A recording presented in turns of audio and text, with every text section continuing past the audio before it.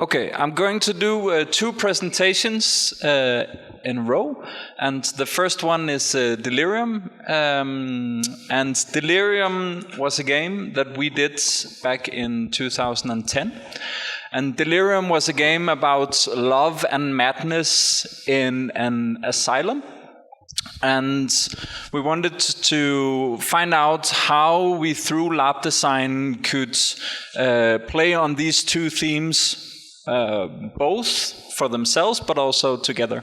So how did you play on love and the relationships between players, or their characters, and how did we make madness something playable instead of it being people just running around screaming and not being very good at playing with each other? So the fiction that we chose was an asylum, a correctional asylum, where people who were in a relationship with another person went there, and it was not very important why or how, but they were there in this asylum. And they had to fix their relationship with their partner. And it was a very surreal game, so it was not... Reality was not important, but it was important that it was a strong experience to be there.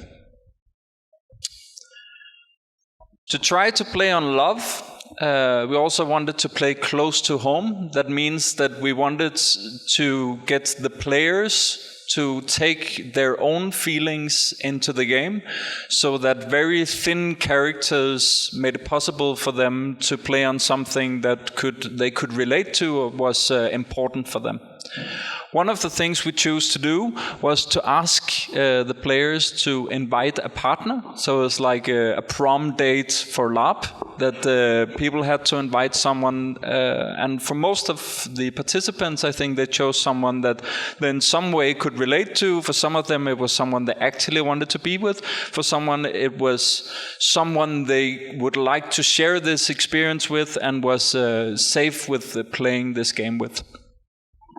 And then we had pre-Larp workshops that focused on thin characters. That means that it was most of themselves that was the building blocks for the characters, and not very distant from themselves, to be able to have their own feelings in the game.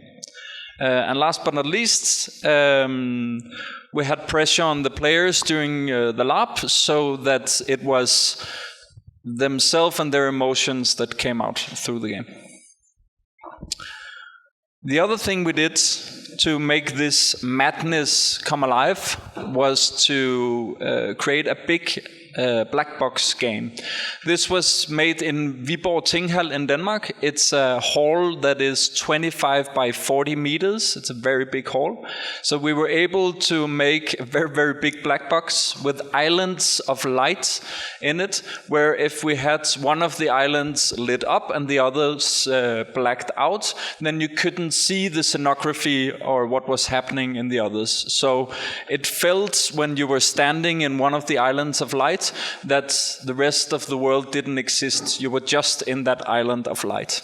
And we produced it together with people who work with theater technicians. So we were able to use projections, light and sound to create the illusion of the game. And especially sound was a very big part of the game, sound design.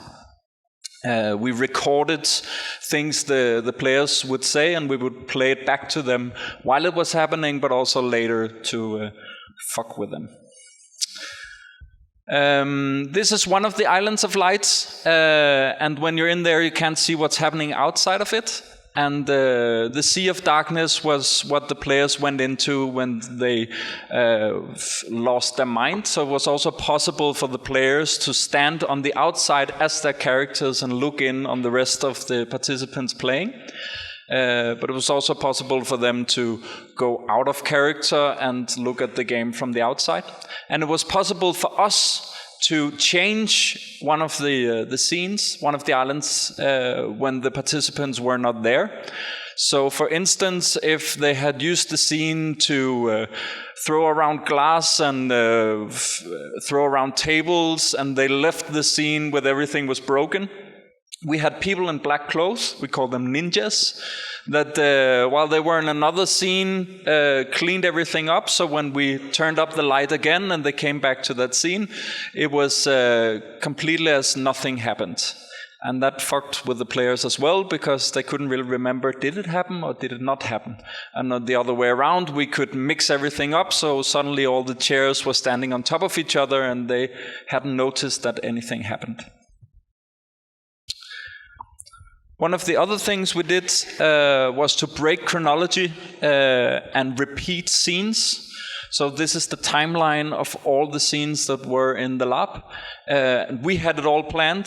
The players didn't know of this. So some of them scenes would shut down. We could turn down the light and we could turn it up again, and it would be the same scene repeating itself. For instance, they played a lot of bingo, and it was the same numbers over and over again. So the characters thought, I know the numbers of this bingo game, and the people who worked at the asylum could say, no, you don't, you're just insane. So what we wanted to do was to make playable madness. Instead of having the players act as they were insane, walking around acting weird, it's not very playable to play with other people doing this. So we wanted to have them play normal, but everything around them to make them feel like they were mad. So we broke up chronology, we had them have dinner when they woke up in the morning, we played back sound from earlier and so on. One of the other things we did was having red objects. It was a technique we used, so if something of total red color was introduced in the game, you knew that this was a playable tool.